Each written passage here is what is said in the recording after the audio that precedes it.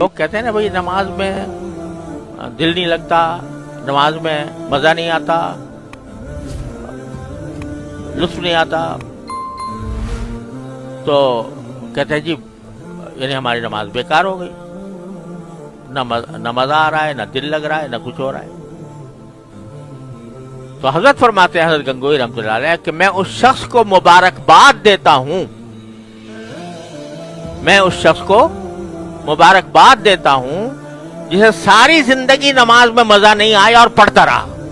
جسے ساری زندگی مزہ نہ آیا لیکن پڑھتا رہا، اس کو مبارکباد دیتا ہوں۔ کیونکہ اگر لذت آنے لگے، نعمت تو ہے اللہ تعالیٰ کی، لذت آنے لگے، لیکن اس میں نفس کی مخالفت نہیں ہے، سمجھا؟ جب مزہ آ رہا ہے تو آدمی لطف کے لیے پڑھ رہا ہے، مزے کے لیے پڑھ رہا ہے، تو اس میں جو ہے وہ مشقت نہیں ہے نفس پر۔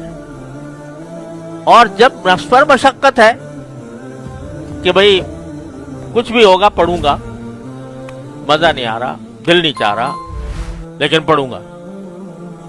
تو حضرت فرماتے ہیں کہ ساری زندگی اگر مزہ نہ آئے اور لیکن پڑھتا رہے، چھوڑے نہیں،